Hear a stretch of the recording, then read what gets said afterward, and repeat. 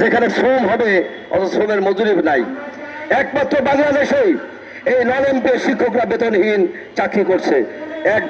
একদিন দুদিন না, 1 মাস 2 মাস না, বছরের পর বছর, যুগের পর যুগ, বলতে গেলে 15 বছর, 20 বছর, 25 বছর, ইভেন কি 30 বছরও চাকরি করছে, বেতন পাচ্ছে না। হাজার হাজার শিক্ষকরা অবৈতনিকভাবে অবসর নিয়েছে। আমাদের মাঝ থেকে অবৈতনিকভাবে বেতনহীনভাবে পাঠদান করে বিদায় নিয়েছে প্রায় 20 জন শিক্ষক।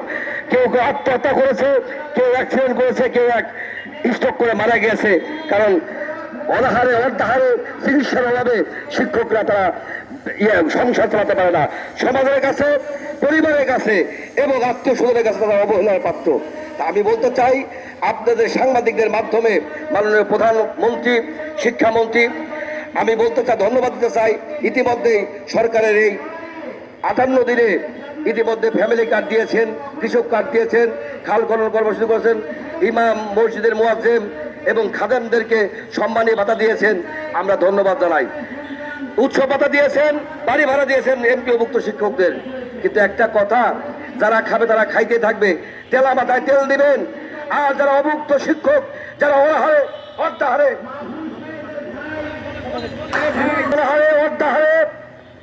এই ফুটপাতে আপনারা জানেন 87 দিন থেকেছে। বিগত অন্তর্বর্তীকালীন সরকার আমাদের বারবার আশ্বাস দিয়েছে, আমরা বিশ্বাস করে বাড়ি ফিরে গেছি। সর্বশেষ আমাদের আবেদন নিলেন 3615টা প্রতিষ্ঠান আবেদন করেছিল। আপনার সাংবাদিক বন্ধুরা জানেন, আপনাদের লেখনের মাধ্যমে সেটা সহজ হয়েছিল।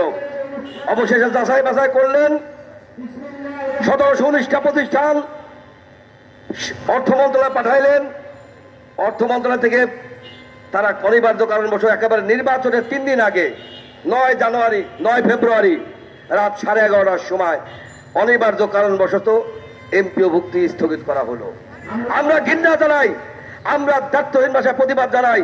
ওই শিক্ষা মন্ত্রণালয়ের সচিব রেহানা পারভিন এবং সংশ্লিষ্ট এমপিও কমিটির যারা ছিলেন তাদের ব্যাপারে অভিযোগ উঠেছিল ঘুষ কেলেঙ্কারি। আপনারা ঘুষ পান নাই বলে এমপিওটা দেন নাই আমার বিশ্বাস আমাদের কাছ থেকে।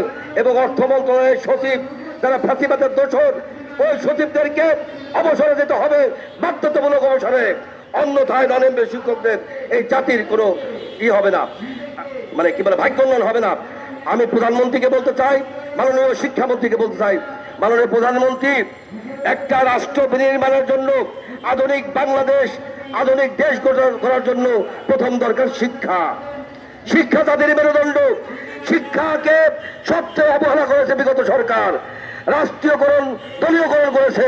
শিক্ষাকে দলীয়করণ করে বাংলাদেশের শিক্ষা ব্যবস্থাকে সম্পূর্ণভাবে ধ্বংস করে দিয়েছে। আমি বলতে চাই, দল আমাদের ঊর্ধ্বে থেকে নন এমপিও শিক্ষকদেরকে এমপিও দিতে হবে এবং চাকরি জাতীয়করণ করতে হবে।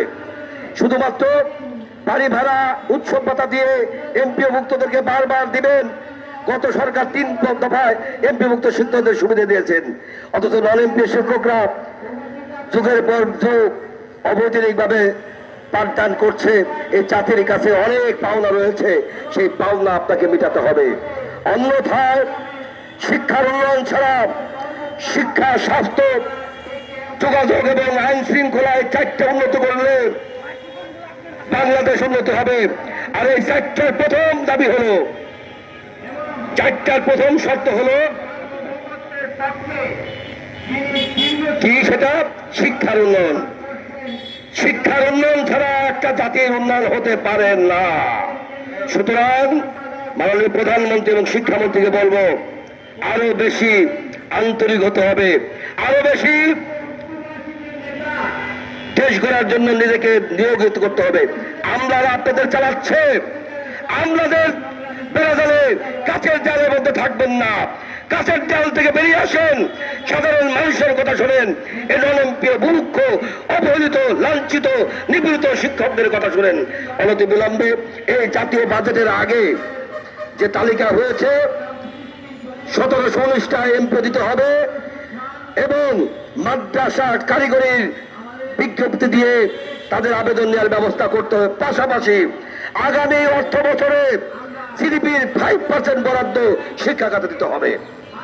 জিডিপির 4-5% যদি বরাদ্দ দেন, কারিগরি শিক্ষা সম্প্রসারণ করবেন। আর জেনারেল শিক্ষা যদি বাদ দিতে চান, আর একটি প্রতিষ্ঠানও অনুমতি দিবেন না। যে সন্তানকে আপনারা জন্ম দিয়েছেন, সেই সন্তানের লালন পালনের দায়িত্ব জাতিকে নিতে হবে, রাষ্ট্রকে নিতে হবে। কারণ আপনারা স্বীকৃতি দেওয়ার আগে 2 বছর 3 বছরের রেজাল্ট দেখেছেন। 3 বছরের রেজাল্ট আগে কোনো প্রতিষ্ঠানকে স্বীকৃতি দেওয়া হয় নাই। যেহেতু স্বীকৃতি দিয়েছেন, এমপিও দিতে হবেই। এমপিও আমাদের অধিকার, এমপিও কোনো করোনা নয়। আমি সরকারকে বলবো, এমপিওর জন্য টাকা লাগে না। শিক্ষা প্রতিষ্ঠান এমপিওর জন্য কোনো টাকা লাগে না, শিক্ষক এমপিওর জন্য টাকা লাগে। আমরা সেটা প্রয়োজন হলে 6 মাস পরে নেব, 1 বছর পরে বেতন নেব। কিন্তু আমরা চাই আগামী অর্থ বছরের আগেই আমাদের এই 1719 প্রতিষ্ঠান এমপিও মুক্তর কোড দেওয়া লাগবে এবং মাদ্রাসা কারিগরির দরখাস্ত দেওয়া শুরু করতে হবে। পরবর্তী অর্থ বছরে একটা প্রতিষ্ঠানও স্বীকৃতিপ্রাপ্ত সচল প্রতিষ্ঠান একটিও এমপিও মুক্তের আওতা থেকে বাদ দেওয়া যাবে না। তাহলে শিক্ষকদের অভিশাপ, শিক্ষকদের আন্দোলনে শিক্ষকদের দেয়ালে পিঠ টিকে গেছে। ক্ষুধার্ত বাঘ যখন একবার শিকারে বসে, ক্ষুধার্ত বাঘের কাছ থেকে কেউ কিন্তু রেহাই পায় না। এমপিও শিক্ষকদের জীবন মৃত্যুর সন্ধি করে লাগিয়েছে। আমরা এর আগে ডু অর ডাই কর্মসূচি দিলাম, প্রধানমন্ত্রী আবার ডু অর ডাই কর্মসূচি দিয়ে আমরা এমপিও ঘরে ফিরবো, এটাই আমাদের প্রত্যাশা। ধন্যবাদ সকলকে।